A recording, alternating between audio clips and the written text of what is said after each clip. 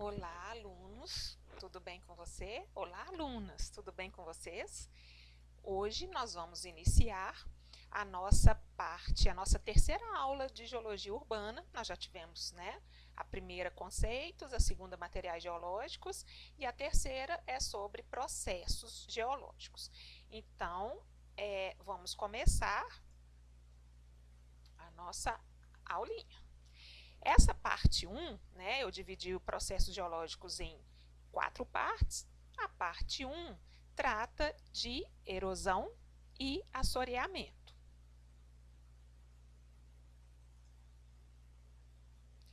Cada processo, ele deixa uma forma, certo? Ele deixa uma forma que é possível a gente identificar essa forma e identificar de qual processo eu estou falando.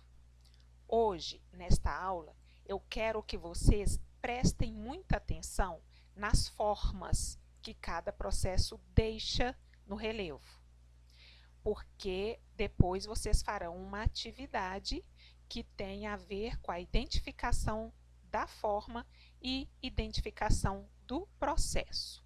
Entendido isso? Cada processo gera uma forma diferente, uma marca diferente. Tá bem?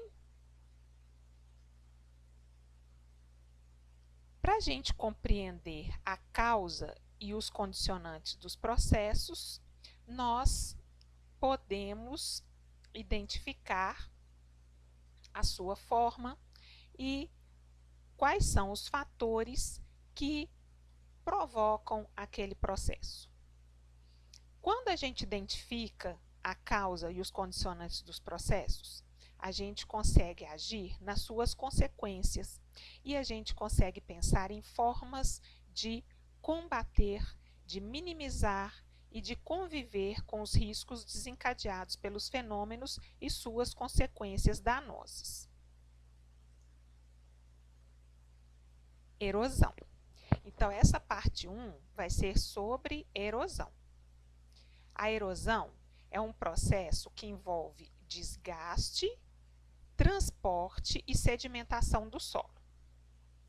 Ou seja, um agente, seja esse agente água, vento, gelo, este agente ele pode capturar uma partícula da rocha ou do solo, levar consigo, ou seja, transportar, levar embora, e naquele local vai faltar alguma coisa, exatamente a partícula que foi retirada. Então, aquele local fica um vazio. E a erosão é exatamente a forma que evolui a partir da captura e transporte dos sedimentos.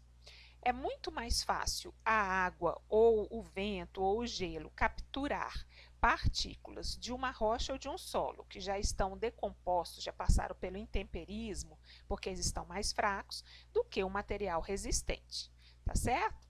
Então a gente chama de erosão geológica aquela erosão lenta e gradativa.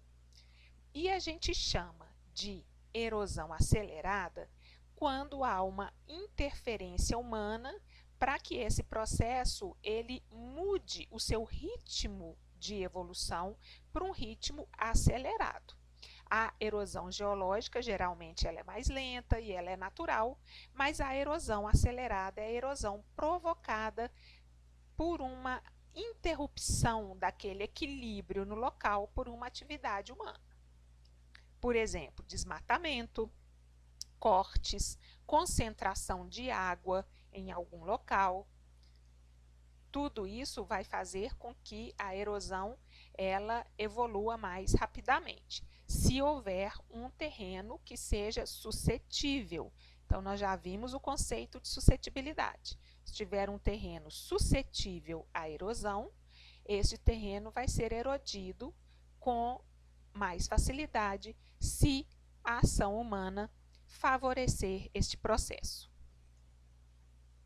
Então, os condicionantes de erosão é o tipo de solo ou rocha. Então, eu tenho que ter um solo e uma rocha suscetível à erosão, geralmente são solos pouco coesos, um clima com uma pluviosidade, por exemplo, com água suficiente para, durante o período chuvoso, erodir o solo, uma topografia que vai estimular a força da gravidade, porque erosão ela tem uma influência da gravidade, uma vez que o material ele é mais facilmente retirado e transportado quando a força da gravidade está dando uma forcinha. A vegetação ela protege o solo contra a erosão. Quando não há vegetação, o solo fica exposto à erosão. E as atividades humanas, como desmatamento, cortes, tudo isso vai deixar o solo e o terreno mais exposto à erosão. A erosão ela se divide em erosão pluvial, que é uma erosão formada pela ação das águas de chuva. Quais os tipos de erosão pluvial que nós temos? Nós temos a erosão laminar, que ela não deixa uma marca, é simplesmente uma lavagem dos solos relativamente homogênea, sem deixar um sulco, sem deixar uma marca. Mas o solo ele diminui de espessura, porque ele está sendo removido. A erosão concentrada tem dois tipos, ravinas e vossorocas. Ravina é este exemplo aqui, este sulco, que vai se aprofundando à medida que as águas superficiais de chuva, água de enxurrada mesmo, de escoamento superficial, estiver correndo por esse espaço, a água vai então retirando o material e levando o material vertente abaixo, e costa abaixo. Essa forma aqui da ravina, ela vai ficando cada vez mais profunda e ela não é uma forma muito larga. E a gente vai ver no próximo slide como que a ravina vai se modelando. A vossoroca já tem um formato muito maior e ocorre quando há uma evolução de uma erosão que inicia com sulco, depois com uma ravina, até que o lençol freático ou o nível freático seja atingido. Quando o nível freático é atingido, a água que antes era subterrânea, ela passa a escoar livremente no canal desse cânion aqui, que é o da Vossoroca, e ela passa a ganhar um poder erosivo muito grande, podendo erodir aqui a base da parede da Vossoroca, e essa erosão aqui embaixo vai provocar uma queda, um escorregamento das paredes. Ou seja, a Vossoroca ela tem uma evolução muito mais em largura do que em profundidade. A ravina ela tem uma evolução muito mais em profundidade do que em largura, ok? Aqui a gente tem esse exemplo. A ravina ela tem a forma de V, ou seja, ela aprofunda, mas ela é estreita. Então, aqui eu tenho uma ravina, tem esse triângulo aqui, ó, que está mostrando a forma em V. Ela tem um V certinho, lindinho, bem bonito. Como a gente vê aqui, né, nessas simulações, mostrando o formato triangular, né, na forma de V de uma ravina. Ravina, tá certo? Para vocês não esquecerem do V. A vossoroca, ela, como eu já falei, é uma forma muito maior, muito mais perigosa, que pode avançar em direção às moradias, porque ela vai ficando cada vez mais larga, então ela não aprofunda muito depois que atinge o nível freático, mas ela alarga demais porque há uma profundidade desse ponto onde o nível freático ocorre, começa a haver solapamento de base, que é essa erosão do nível freático, e essas paredes começam a escorregar, né? Então, ela é palco de múltiplos processos, onde a gente tem, além da erosão, nós temos os escorregamentos das paredes laterais e a Vossoroca vai se abrindo, se alargando, podendo atingir moradias. E aí a gente passa a ter uma área de risco provocada pelo fenômeno Vossoroca, que pode atingir as casas, e os danos serão então a queda dessas casas no interior desta enorme feição geológica. Aqui nós temos as vossorocas, mostrando que elas evoluem na forma de U, enquanto que a ravina ela tem a forma de V. Então, as ravinas aqui estão atuando só com a água, estão sendo formadas só com a água superficial, enquanto que aqui já evoluiu para uma vossoroca e vocês estão vendo quase que um rio aqui dentro, que é o rio formado pelo lençol freático que foi descoberto. A mesma coisa aqui, nós temos essa água rolando aqui, né, que é do nível freático, e vocês estão vendo os escorregamentos das paredes dessa vossoroca, fazendo com que ela fique cada vez mais larga, tá certo? Acho que deu para entender. Vão memorizando essas formas.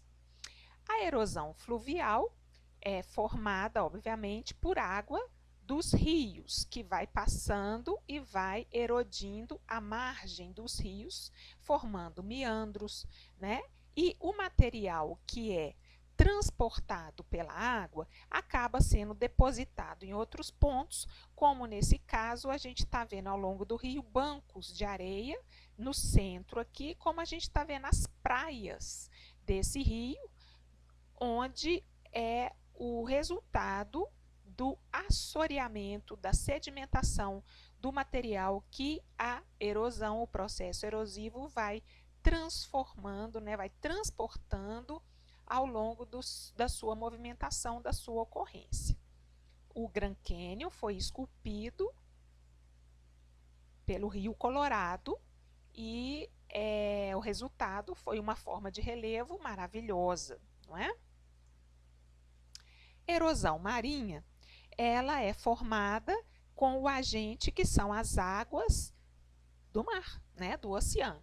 À medida que as águas vão batendo, as ondas vão batendo nas paredes dos maciços rochosos, eles vão sendo erodidos e vão formando essas paredes abruptas que nós chamamos de falésias.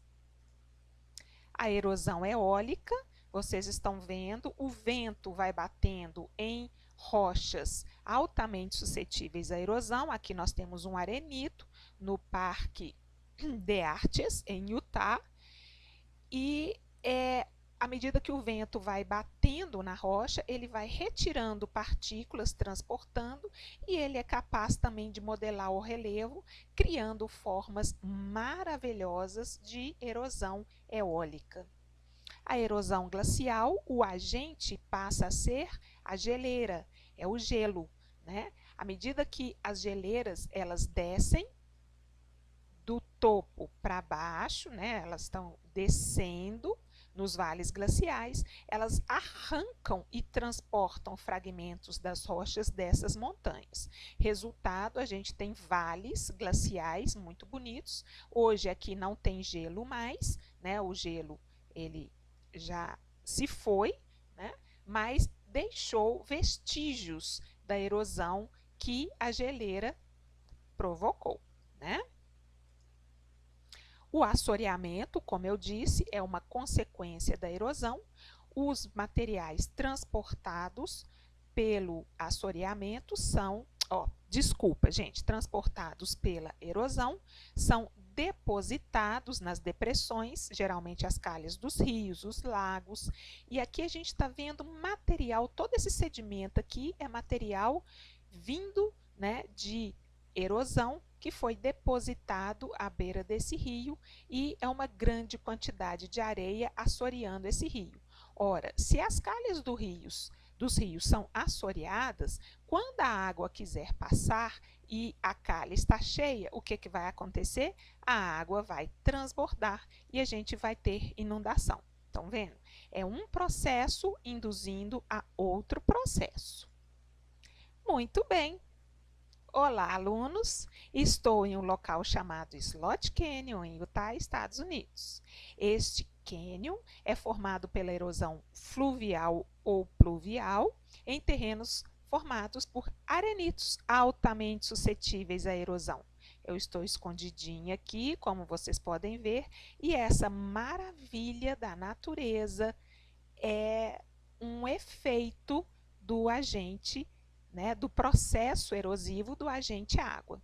Os processos podem contribuir para o ocasionamento de áreas de risco, mas também são responsáveis pelo modelamento do relevo terrestre e pela geração de formas magníficas como esta. Espero que vocês tenham gostado dessa aula, que vocês tenham entendido como ela está à disposição de vocês. Vocês podem ver 1, 2, 3, quantas vezes vocês quiserem. Vamos aprender outro processo? Sigam para a parte 2 desta aula.